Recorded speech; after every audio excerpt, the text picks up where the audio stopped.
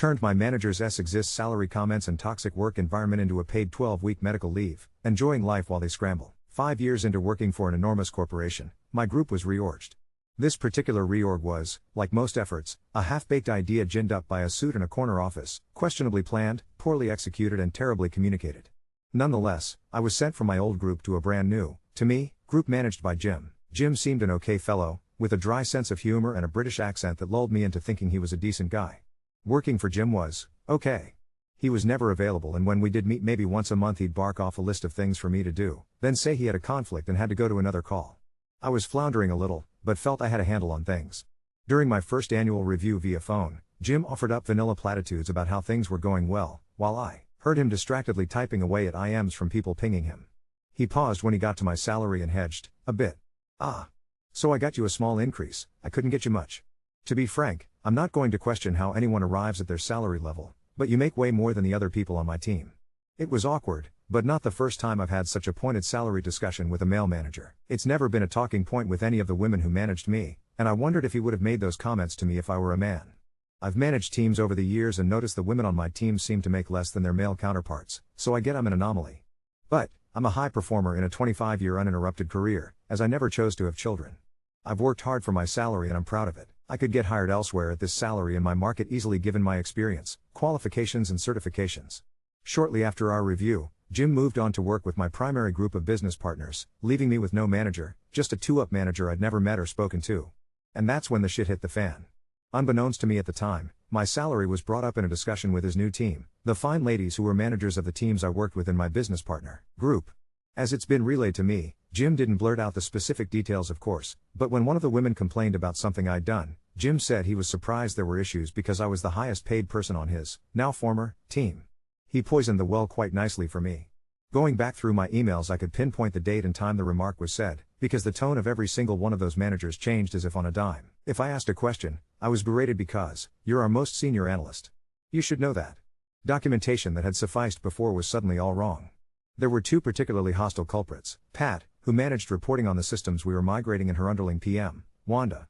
Pat came at me quick, fangs bared, with a demand that I put together a plan to get us to the next generation of reporting which wasn't due to be released until 2021. The 2021 plan Wanda, her PM, had put together, looked like notes on a greasy cocktail napkin, so Pat decided that since I was the SME, I should do Wanda's work for her instead. Pat wanted a plan from today, in 2019 through to the date of release in May 2021. According to her, it had to include all the tasks needed for delivery right from the start, which is not how planning works. I can't predict the future, so my plans usually start out detailed in the near term, with increasingly wider swaths of more generalized tasks to be elaborated in detail as we get further along.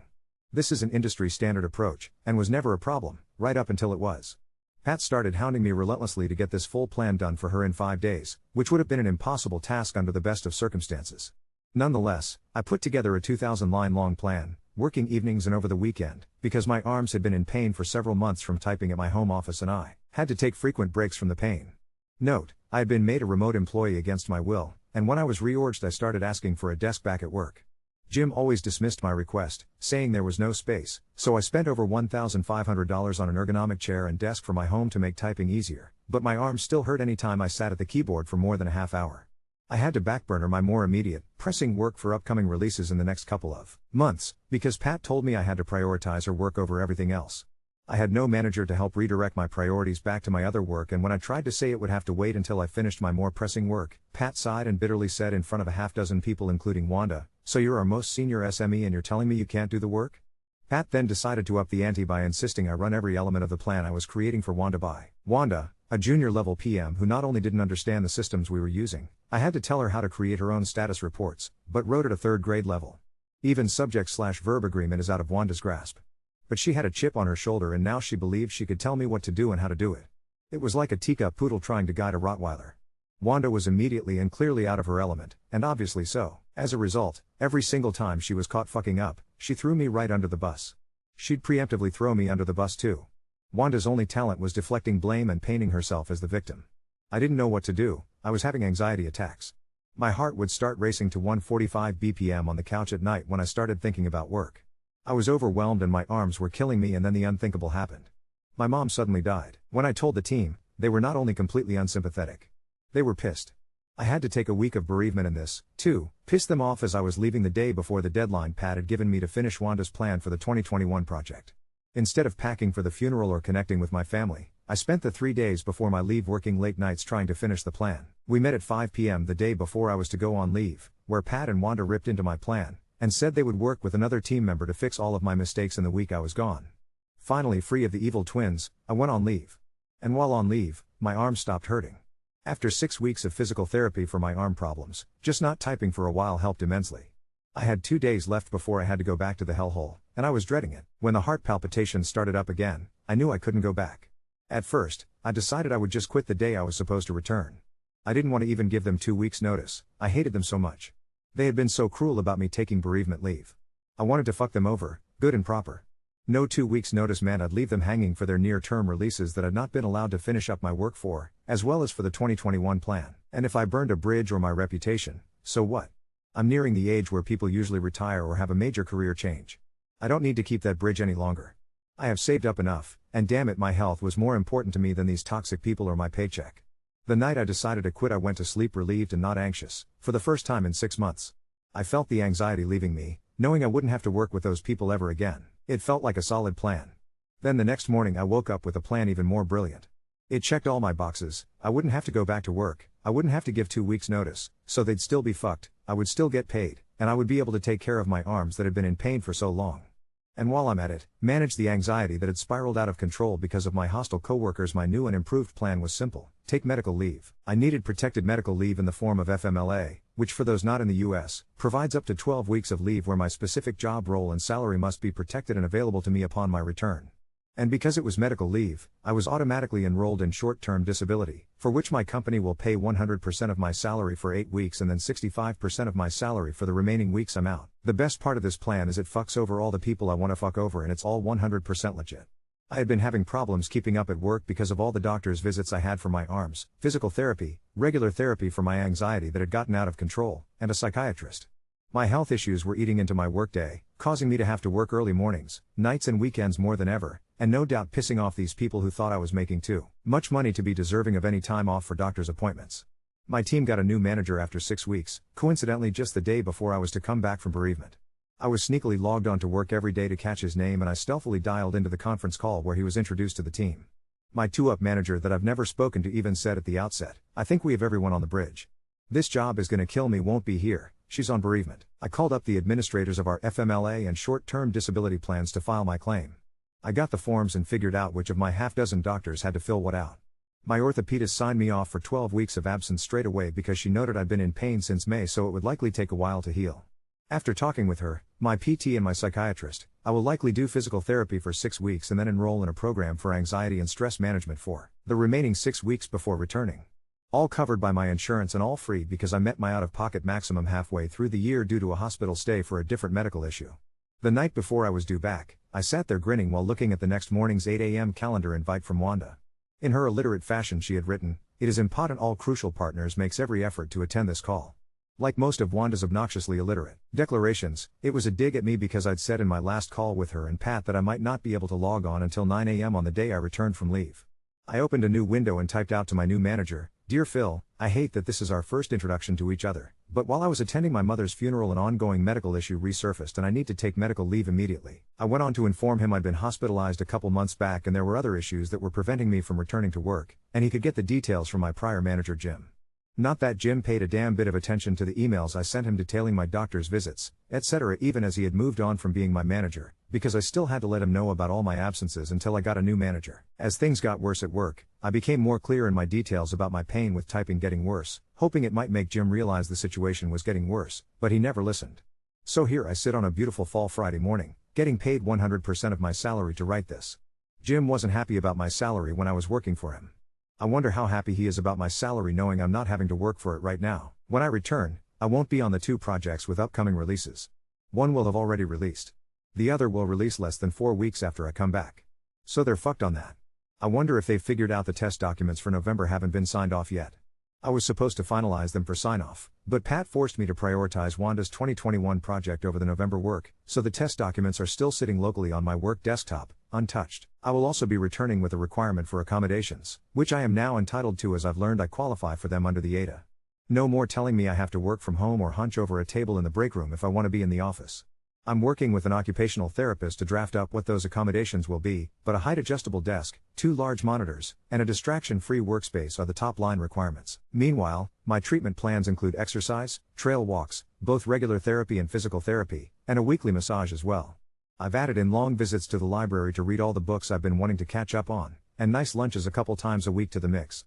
Several times throughout the day I'll look at my watch while walking the trails with my dog, or just relaxing, and I smile broadly thinking about Pat and Wanda's important project plan for 2021. Wonder what poor sod they've roped in to help her finish it now. I still may just quit right after I return, or they can just fire me. I'd be indifferent about that. But at least this way I'll have milked 12 more weeks of pay out of these assholes, while benefiting from all the free medical and emotional assistance my insurance plan can buy. They say living well is the best revenge, and I can't think of a company or a group of people who deserve my pro-revenge more. Update 1. I left one minor detail out of my first post. My mother was incredibly abusive and we hadn't spoken for 5 years. My bereavement leave was a week of chilling out trying to figure out what to do about work because I didn't even go to her funeral. No one at work knew this. My official story was I was grieving such a devastating loss, and that's what you'll read in the original post. I think that's enough to catch everyone up. Here's how everything's gone down since. First, the leave could not have come at a better time. The day I made my last post, my sweet cat Ray was not himself. In fact, that's the last video I took of him. I took him to the emergency vet, where we found out he had lymphoma in his liver and pancreas. We had to let him go a couple of days later. There was no way I could have worked and grieved for him at the same time, and going on medical leave right after your cat dies is not nearly as socially acceptable as taking leave after your mom dies. Rest in peace, my sweet boy. I was spinning for a good couple of weeks after that. My arms still hurt a lot and I wasn't able to type for more than 20 to 30 minutes, and even that hurt.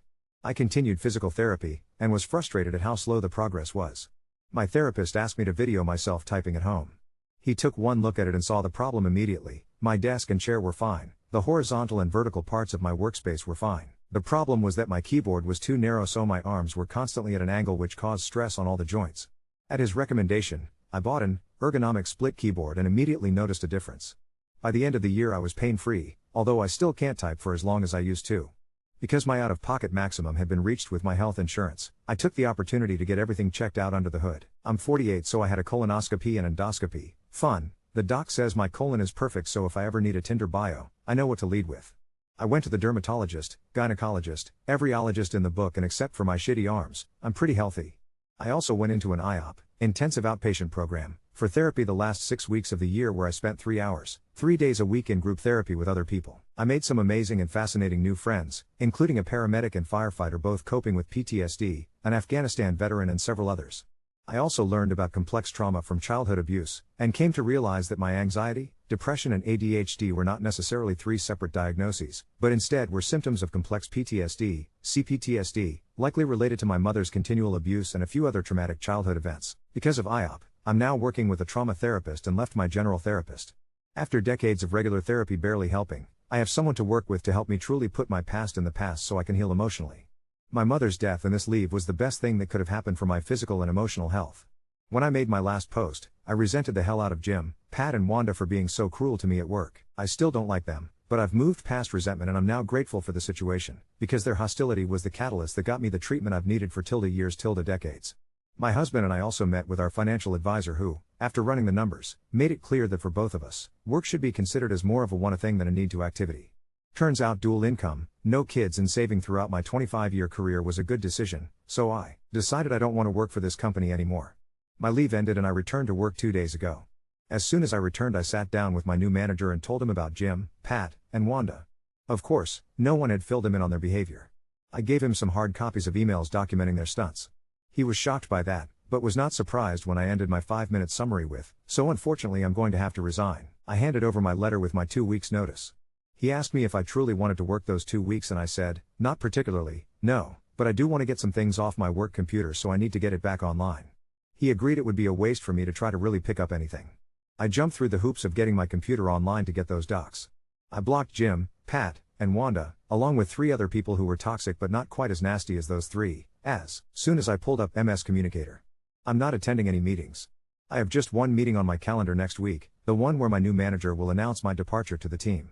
Meanwhile, I'm getting paid full salary for these 2 weeks as well, and I'll get all my 2020 vacation days paid out when I leave. So, The final tally of just how much Jim's asshole move cost my company and benefited me, for a grand total of 25 weeks or 5 months of salary, at varying rates, for doing nothing but taking care of my own damn self.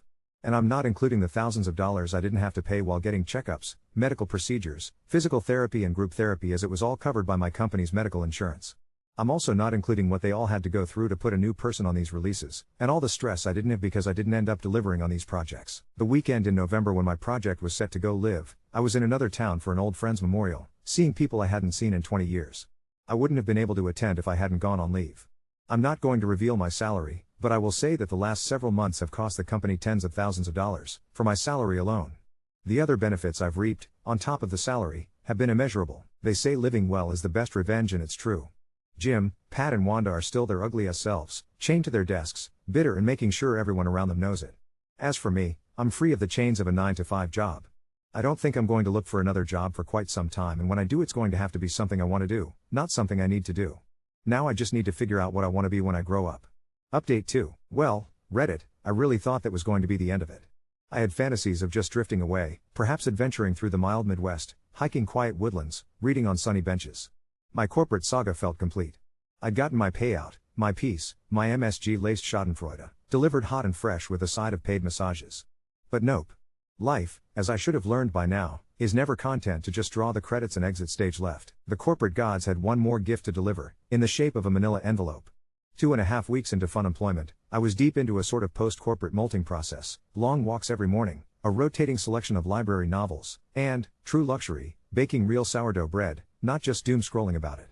My arms, miraculously, stayed pain-free. I was decompressing for the first time since my 20s. Then the doorbell rang. My husband and I both eyed the dog, who does not bark, choosing instead to emulate a rug, so I shuffled to the door in socks and anticipated a cheerful Amazon smile. Instead, there it was, a thick, weighty, official-looking envelope. No, not a lawsuit, not quite. In fact, it was from an internal HR reviewer, a sort of corporate ombudsman I'd forgotten even existed, requesting an exit interview observation for my unusual termination circumstances. Apparently, no one on Pat/Wanda/Jim's side had ever bothered to process my actual offboarding, so the documentation auto-flagged for potential adverse experience. Corporate wanted to know what exactly had happened in those project meetings, and did I want to expand on my concerns, privately, with an independent HR panel. If you've ever had that war veteran flashback to acronyms and video meetings, you'll understand my mild panic. But as I mulled it over, another thought entered. Why not? There was literally nothing left for them to dangle as a threat. Remember, my financial guy said I could wander the earth like a late middle-aged Kane from Kung Fu. And the more I thought about it, the more it seemed like I owed it to my old self, the anxious person who curled up and endured years of abuse, to finally just tell the honest, unvarnished, corporate-breaking truth. For all the other Wandas to be, right? So I accepted. The interview was set for late Monday, via Teams. For once, I was the one logging on from a comfortable chair, in my kitchen, mug of tea in hand, with my dog dozing by my feet. There were 3 people on the call, a kind-sounding HR mediator based in the UK, a soft-spoken compliance officer, and, a surprise, an inclusion and equity manager. All women. We're sorry, this team is usually only convened for investigations involving exec-level complaints, the HR woman told me, but some of your documentation referenced equity, pay, and hostile working conditions. We take that series of flags very seriously. Goosebumps, I tell you. I'd almost forgotten the systematic disrespect, the constant implication that I didn't deserve my compensation. Never mind Pat and Wanda's spectacular displays of immaturity and illiteracy. I told my story plainly, with names, emails, meeting minutes, and even the actual text from the infamous impotent memo. They wanted specifics. I gave them specifics. I told them about my leave, yes, about my CPTSD, my abusive mother, the whole lot. You can redact what you need, I said. But you ought to know how it all really went down. Because I'm pretty sure there's someone else this week being fed to the wolves. The call went 90 minutes. For the first time, I saw legitimate shock, even sadness. I'll be completely candid, the compliance officer said, you're not the only person who's left the group this year citing health and burnout. There was quiet nodding. They asked for permission to use my documentation in their review. Gladly, I said. I just wish I could have gotten this support a year ago. But here's where things got really interesting. The inclusion manager followed up a few days later. She wanted to know, purely off the record, if I'd ever considered consulting as a contractor. We're overhauling both the pay equity audit and our remote/hybrid disability accommodations. The data you just provided, well, we need people who know how the sausage gets made, and who aren't afraid to tell us what smells off. And just like that, I was offered a 3-month contract, not with my old team, God forbid, but with the very people who fix things. The money? Not quite as much as my old role, but pretty sweet for advisory work half the hours. Even better, 0 Wanda, 0 Pat, 0 Jim. Instead, I found myself Zooming with actual grown-ups looking to build something better than what I left. The icing on this very odd cake? A month after my interview, word reached me, through a circuitous, deliciously gossipy thread of former coworkers, that Pat had applied for a lateral transfer, and been denied. Wanda, without her bulldog, had been encouraged to pursue professional development, which translated to being removed from any project leadership for at least another year. Jim? Apparently, he'd been cautioned by HR and shuffled into special projects, which every long-timer knows is the Siberia of corporate assignments. I won't pretend that systemic rot can be solved by one decent HR review. But it gave me back some dignity. And honestly, I accepted the short consulting gig. Why not? Life is a lot more fun now that I get to pick what I do, when, and for whom. I take real lunch breaks. I meet deadlines on hiking trails. My arms don't hurt, my anxieties drop to manageable, and I'm beginning to believe that my story can actually help someone else avoid living through their own Wandas. I hope so. Update 3. I think maybe a part of me is doomed, blessed, to never fully leave the orbit of this particular corporate soap opera, no matter how many times I stride, or skip gleefully, into the sunset. It's been just over 5 months since my last update, and if you'd asked me then how things might unfold, I would have described a peaceful sabbatical, a few months interesting consulting, maybe dipping a toe back into the employment pond if I felt like it. Instead, well, strap in. The consulting contract itself went off script almost immediately. I was brought in for my frankness and deep institutional knowledge, but what I hadn't realized is just how badly the company wanted to prove to, well, itself that it could change. There was a subtle desperation in every meeting, like they'd all gotten drunk on a Netflix documentary about corporate meltdowns and suddenly cared a lot about diversity, toxic managers, and the employee experience. Except this time, I had nothing to lose, and my sense of freedom made me pretty blunt. Within 2 weeks, I was assigned to a bizarrely secretive internal task force. The brief? To dig into the subtle drivers of attrition in senior technical talent, with particular attention to gender equity and remote work policy failures. This was a formal audit, but with a wink, everyone seemed to know that the real target was the Pat/Wanda/Jim debacle, and, increasingly, groups like theirs. I saw a list of overlapping complaints from other senior women. Some so similar to my own notes that, for a second, I wondered if someone had plagiarized me. I started interviewing employees, confidentially, discretion enforced by VPNs and code names. Some conversations were infuriating. Women who took pride in making it work with no support, people whose accommodation requests dissolved into HR's version of a black hole, people who cried in their cars and went home with numb hands. One woman, a 20-year veteran, confessed she'd stopped drinking water at work because getting up for the bathroom brought too much attention from her manager. The kicker, her manager switched teams right after Jim did. The tentacles of dysfunction were everywhere. But there was also resistance. In a meeting meant to present our initial findings, a Monday morning, 9 a.m. tap dance for leadership, I was asked, twice, to be aware of tone and avoid naming names in the interest of unity. Clearly, my reputation as a wrench in the machinery had preceded me. But there's something about being on a temporary contract that made me fearless. I kept my language factual, detailed, and, when necessary, acidic, and then a small miracle, it worked. The head of HR, a sharp, world-weary woman named Ruth, pulled me aside after one particularly spicy call and said, I listened to your interview. I think you should be the one to help us implement the new remote work accommodation guidelines. We need them to be both real and enforceable. Suddenly, my I'm just here to offer advice gig became a full-on architect's role. For 3 months, I helped design a new disability and return to office policy, one that required that every manager, from the day they started, attend a training on supporting accommodations. We retooled pay transparency practices, built a new escalation process for hostile work conditions, and forced an audit of outlying salary data, crucially, focused not just on gender, but also seniority and tenure. Apparently, 3 other gyms had quietly flagged women's pay as an excuse to sideline or stonewall them, just as it happened to me. All that would have been satisfying enough, more, honestly, than I ever dreamed that miserable old gig could give me, but it got wilder. Midway through the pilot, a message landed in my inbox, Pat herself. She wrote one of her signature, brittle missives, managing to sound both haughty and desperate. Hi, I hope this is not an imposition. I wanted to ask if you'd be willing to provide a reference for my application to a regional healthcare tech firm. Our time working together, despite its challenges, showcased your commitment to detail and process. Best, Pat Reader. For once, I was speechless. My husband found me at the kitchen table, just gaping at the screen. After a good laugh, and, okay, some impromptu rage walking, I composed a diplomatic, factual response. I confirmed we'd work together, that I specialized in process design, and linked to the public summary of our new HR pilot. I said nothing about her collaboration skills, and left it at that. But she wasn't done. Within days, a mutual acquaintance, let's call her Joe, reached out. Joe, it turned out, had taken a newly created role as workplace well-being advisor, one of the pilot programs I'd advocated for. She confided, somewhat sheepishly, that both Pat and Wanda had become notorious even outside our division. Specifically, their leadership style was now a recurring topic in upward feedback forums, which Ruth, my ally in HR, read religiously. Was it petty? Sure. Was it karmic? Absolutely. If any of the old team had thought I'd gone quietly, they'd now learned I'd managed, by simple honesty and paper trails, to turn their little fiefdom into the poster group for how not to lead. As for Wanda, she got quietly reassigned. Not fired, no one gets fired in Big Corp, but Joe told me project management responsibilities have been rescinded indefinitely, which may be the nicest corporate way of saying never again. I won't lie, that felt good. But the part I didn't expect was what happened as my contract closed out. Ruth, who by now knew my medical backstory and the depth of my burnout, asked me if I'd consider helping the company recruit more women and disabled professionals into roles like mine, this time as a public-facing advocate, not just a policymaker. At first, I hesitated, that felt like a bridge too far, a toe back into the abyss. But she surprised me with an offer, just a handful of talks a year, fully remote, my own schedule, focusing on career pivots, workplace resilience, and, yes, sometimes a touch of cathartic workplace snark. So here I am, months later, earning a little, helping a lot, and slowly disentangling my self-worth from anything with a badge, or a login. I still get an occasional LinkedIn ping from someone at the old company, usually a quiet, "Thank you for helping move the needle," even if just a touch. I take my dog walking every morning, I finish physical therapy without guilt, I read trashy novels if I like.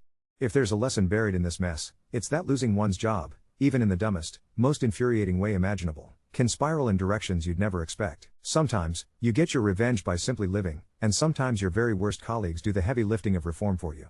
And sometimes, if you're very lucky, you get to turn the corporate lemons into one killer lemonade stand, right smack in the middle of the old parking lot.